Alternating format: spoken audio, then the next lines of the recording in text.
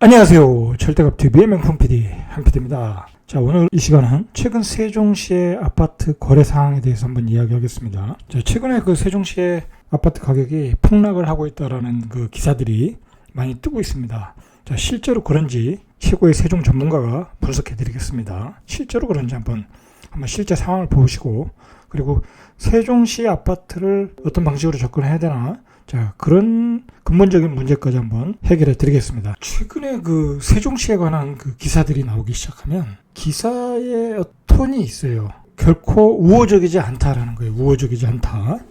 자, 기사들이 타이틀이 매우 거칠게 나온다는 거예요. 자, 그게 왜 그런가를 우리가 한번 따져보면, 이 세종시는 어떤 그 집중 타켓이 됐어요. 집중 타켓. 무슨 문제가 터지면 집중 타켓이 됐다. 왜 그러냐면, 자, 일단 작년에 그 실거래 상승률 1위예요. 1위. 84%. 서울이 한 70%고, 가격이 더 오르는 거는 서울 수도권. 왜냐면 거기 가격 자체가 높으니까. 자, 세종은 가격 자체가 낮았잖아요. 낮은 가운데서 많이 오르니까 상승률은 높았지만 수익률을 보면 서울 수도권이 더 높았어요, 사실은. 자, 그리고 이 세종이 집중 타켓이 되는 것은 더불어민주당이 주도해서 만든 도시이기 때문에 그래요. 항상 이제 지금 타켓이 되는 게 이제 집권 여당이잖아요. 그럼 집권 여당의 정책에 대한 실정을 이야기할 때는 이 세종시의 집값 상승이 가장 그 걸림돌이 되는 거예요. 그래서 집중 타켓이 되더라고요. 자, 그리고 이 세 번째로 세종시가 집중 타켓이 되는 건 서울 수도권 중심의 사고예요. 우리는 지금까지 서울 수도권이 수도라고 생각을 했고, 그리고 서울 수도권의 인구, 전체 인구의 2분의 1이 몰려 있잖아요. 그런데 행정수도를 그쪽으로 옮겨간다. 국회의사당을 세종으로 이사간다. 정부 청사는 이미 옮겨갔고, 자, 그러니까 아무래도 서울 수도권에 있는 사람들 입장에서 보면 좋은 시선으로 볼 수가 없는 거죠. 자, 그러나 지금 전체적인 그 민주당 정부의 어떤 정책 방향이라든지 국가 균형 발전이잖아요. 지금 안 그래도 뭐 서울 수도권의 집값 폭등, 부동산 폭등이 결국 뭐겠어요? 서울 수도권에 모든 게 집중되어 있으니까, 인구도 집중되고 뭐 기업도 집중되고, 자, 그러다 보니까 그 계속해서 아파트를 그렇게 많이 지어도 모자르는 거잖아요. 그리고 모든 국가의 예산이 거기로 다 들어가고 있잖아요. 그러니까 국가 균형 발전이 깨지고 있잖아요, 지금. 자, 그래서 국가 균형 발전이라는 걸 전제하에 만든 도시인데, 기존의 서울 수도권에 어떤 기득권이 다 있다 보니까 항상 그 세종은 눈에 가시처럼 느껴지는 거예요. 자, 그러니까 이런 기사들이 나오는 거예요. 자, 이게 그냥 세종의 집값이 하락 추세로 돌아섰다. 자, 이렇게 나오면 되잖아요. 근데 이게 뭐라고 나오냐면, 예를 들어 이게 신문에 나온 건데, 수도 옮긴다며 세종시 집값 들쑤시더니 2억 낮춰도 안 팔려. 아주 극단적인 기사를 실었잖아요. 극단적인 기사를. 2억을 낮춰도 안 팔린다는 것은 정말 그런가요? 한번 보시자는 거죠. 2억을 낮춰도. 이런 기사들이 나오는 것은 바로 이러한 배경에서 나오는 것이다. 서울 수도권 중심의 사고. 뭐 서울 수도권이라는 게 뭐겠어요? 결국은 기득권의 사고예요. 기득권의 사고. 왜 행정수도를 옮기느냐? 왜 국회의사당을 옮기느냐? 그런 시각으로 보면 세종시는 이런 기사가 나올 수밖에 없는 거예요. 자, 한번 보시죠. 세종시가 최근에 아주 조정을 잘 받고 있어요. 6주 연속 하락세예요. 아주 견조하게 조정을 지금 받고 있는 거예요. 자, 21일 기준으로 전주 대비 0.02% 하락. 자, 그러니까 이런 폭으로 6주 연속 하락을 하고 있어요. 7개 시도 중 거의 유일하게 하락세예요. 그러니까 뭐 이제 정부 입장에서는 아주 고맙죠. 안 그래도 집값이 계속 폭등하는데 세종은 자연스럽게 조정을 받고 있다라는 거예요. 자, 이제 이러한 그 하락의 배경에는 바로 이런 게 있어요. 행정수도와 국회 이전. 자, 그 이슈로 세종시의 집값이 단기간에 과도하게 오른 거는 사실이에요. 단기간에 너무 과도하게 올랐다는 거예요. 자, 그런데다가 올해 공시가 인상을 평균 70%를 해버렸어요. 그러니까 집이 두 채, 세 채 가진 사람들이 보유세 부담이 생겼겠죠. 자, 그런 복합작용으로 이제 급매물들이 나왔던 거죠. 자, 급매물들이 나왔다. 세종시에는 이제 그런 급매물들이 뭐 한 가구가 있어서 나오는 게 아니라 두 주택을 가진 사람들, 아니면 세 주택을 가진 사람들, 다주택자들이 그런 비과세 물량을 급매로 털기 시작했다라는 거예요. 자, 그러다 보니까 가격이 계속 하락 조정을 하고 있는 거죠. 자, 이 하락의 배경을 보면은 방금 얘기했듯이 일시적 2주택자들. 자, 이 매물이 쏟아지면서 호가가 많이 떨어졌어요. 호가가. 자, 그리고 세종시 아파트의 올해 공시가격이 전년도보다 70.68이 올랐다. 자, 이런 높은 보유세 부담 때문에 주인들의 매물이 나오기 시작했다. 가격이 단기적으로 급등을 했잖아요. 그 국회 이전 이슈로. 자, 그러니까 일단 외부 수요가 들어올 수가 없는 상태가 됐어요. 근데 부담스럽죠, 가격이. 자, 그리고 국회 이전에 관해서는 그렇게 또 잘 추진이 지금 안 되고 있어요. 근데 원내 총무가 말만 터뜨렸지, 법률적으로 국회에서 뭐 여야가 합의를 해서 설계 비용을 사용한다든지 뭐 어떤 로드맵이 나오지 않았어요. 그러니까 외부 수요가 끊어졌다는 거예요. 외부 수요가. 그런 데다가 이 세종시에서는 그 외부 수요보다는 내부 수요가 많이 일어나야 거래가 되는 어떤 그 도시인데, 자, 그 내부 수요가 가격이 급등하는 바람에 가격 부담이 생기면서 접근하기 어려운 가격이 되어 있어요. 이걸 사야 되나 말아야 되나. 뭐 굳이 거래가 잘 안 되는데 살 필요가 없잖아요. 자, 그러다 보니까 거래도 안 되고 호가가 낮아진 상황이 온 거예요. 내부 수요라는 거는 이 세종시 같은 경우는 외부 수요가 들어와야 내부 수요가 움직이는 경향이 있었어요. 예전에 그 거래를 볼 때는. 그러니까 외부 수요가 들어오면 내부 수요도 깜짝 놀라서 움직이는 거예요. 뭐 그거는 사실 뭐 어느 도시나 그래요. 광역도시에서도 그랬잖아요. 뭐 외부 투자 수요가 들어와서 내부 수요가 움직이고 그랬잖아요.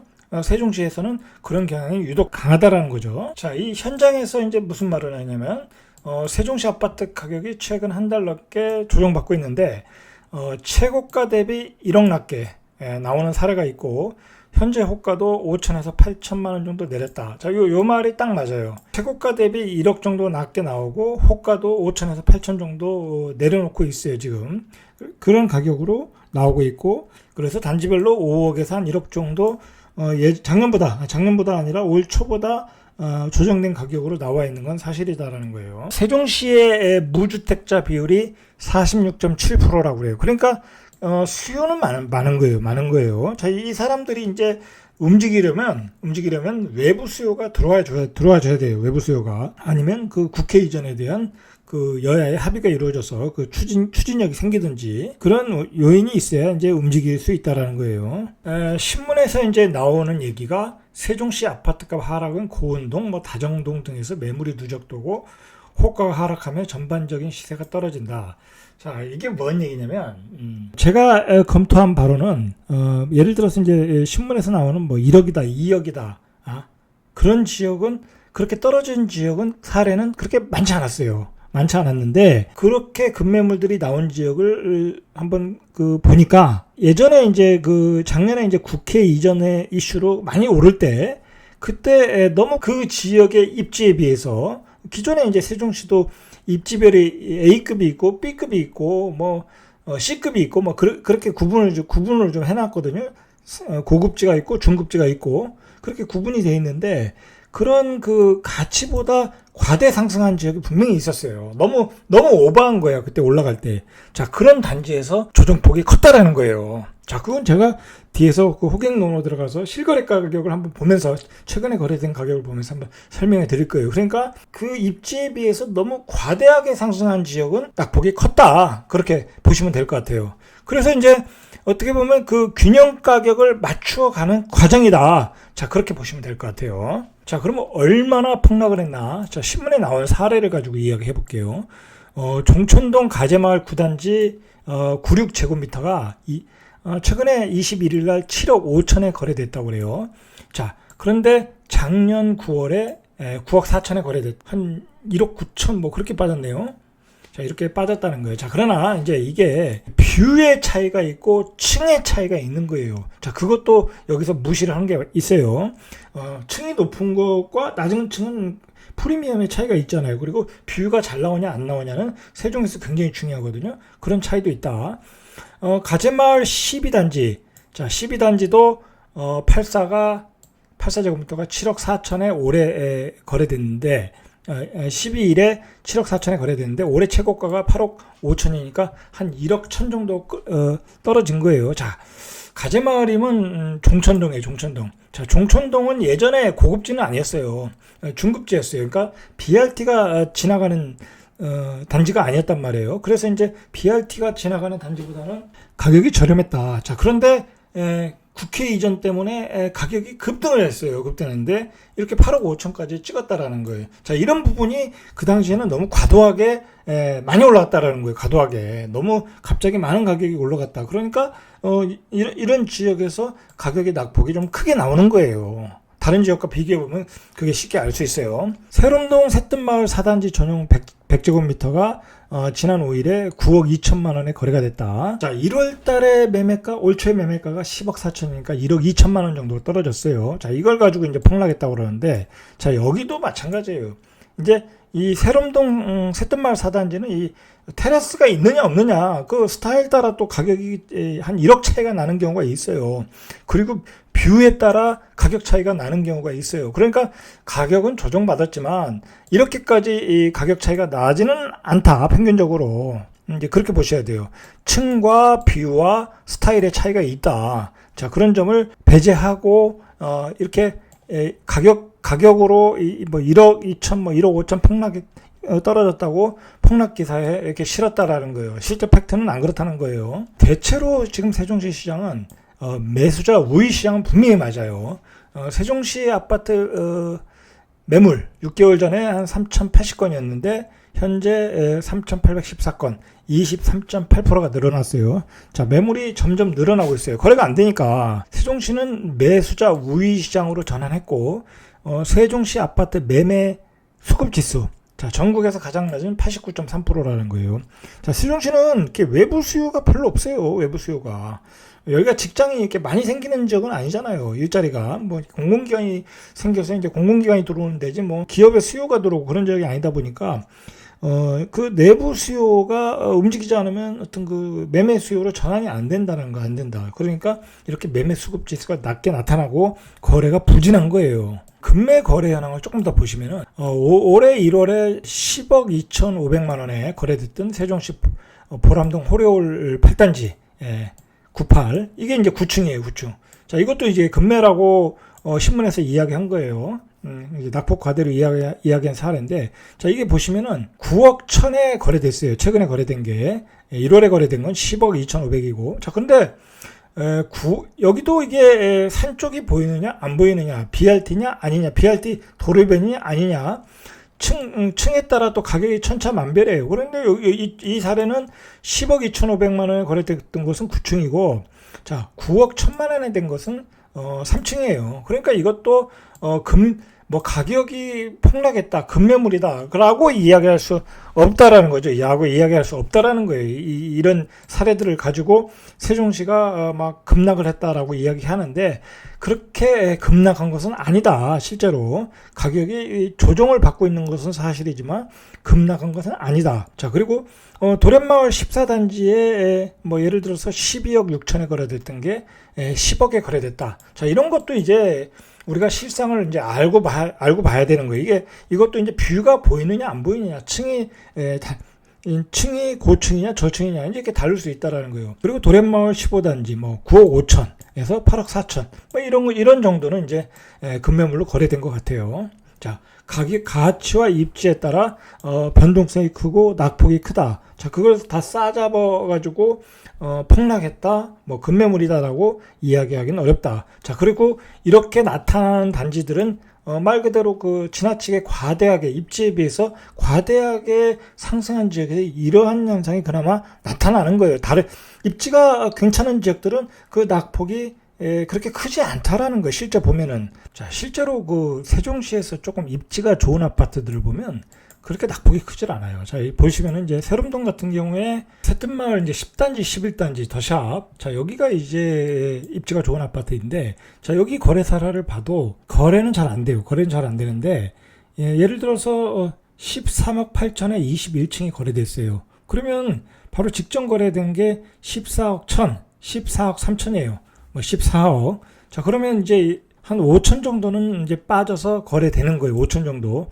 이런 조정된 가격에 거래는 많이 되지는 않는다. 많이 되지는 않고 있다. 그러나 이렇게 뭐 신문에서 얘기했듯이 크게 빠지지는 않고 있다라는 거예요. 자, 예를 들어서 또 한번 보죠. 여기 이제 세종의 그 남세종의 가장 입지가 좋은 이 아파트를 한번 보시죠. 대림 대평동 해del마을 6단지 이편한세사.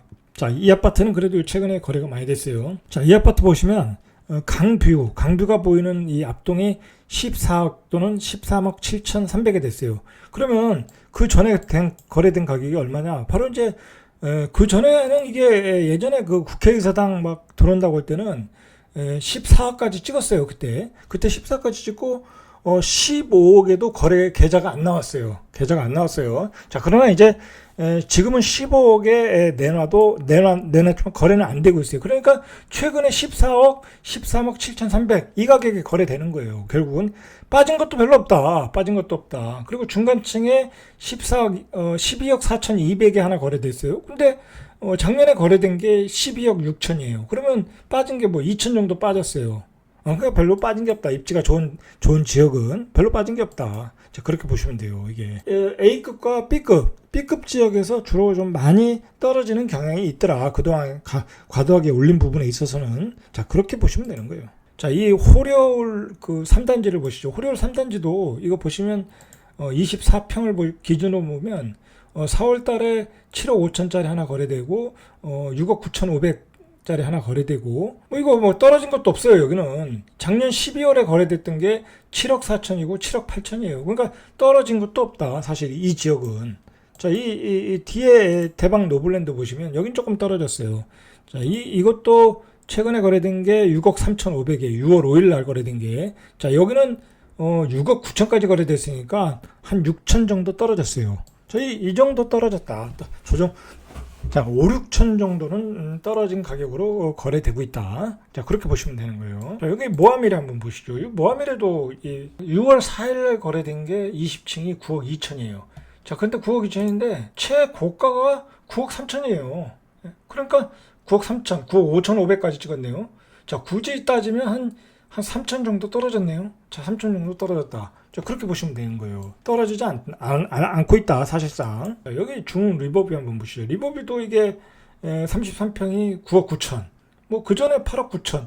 오히려 뭐 더 올라갔어요. 그 전에 뭐 10억 3천까지 찍었는데, 이거는 뭐 강이 보이느냐 안 보이느냐 차이니까, 뭐 평균 9억 잡아도 떨어진 게 없다. 실제 상황은 그렇다라는 거예요. 자, 그러니까, 뭐 다 보기는 어렵고, 세종시의 이 북해 이슈가 나오면서 그 과도하게, 입지에 비해서 과도하게 올랐던 지역은, 조정의 폭이 크다. 그러나 입지가 좋은 지역은 3, 4천, 뭐 많게는 5천 정도에서 호가가 버티고 있다. 뭐 거래는 많지 않지만 호가는 찍히고 있다. 실거래 호가는 찍히고 있다. 자, 그렇게 보시면 될 것 같아요. 자, 그러면 이제 우리가 앞으로 세종시의 가격 조정 기간은 언제까지 봐야 되냐? 자, 이제 그게 이제 우리가 또 궁금한 거죠.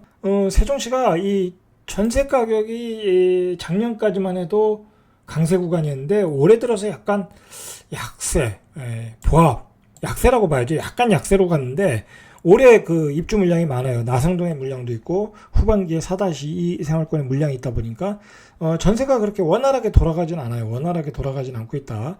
그래서 연말까지는 그냥 약세 구간으로 갈 수밖에 없어요. 전세가 약세니까. 자, 이런 기간이 최소한 연말까지는 갈 수가 있다. 자, 그러나 만약에 이제 정부가 이제 국회 추진에 대한 이 로드맵이 또 나오고 여야가 합의가 나오면 어떤 반전 포인트는 될 수 있어요. 그걸 주의해서 보셔야 되고, 자, 그리고 대선 전후에서도 또 강세 국면으로 들어갈 수 있어요. 왜냐면 뭐 대선 들어가면 세종시에서는 항상 그 이슈가 되는 어떤 그 호재들이 나오니까 안 나올 수가 없잖아요. 이제 그 세종시는 세종시 혼자 가는 예전처럼 세종시에 뭐 혼자 발전하는 그런 데가 아니에요.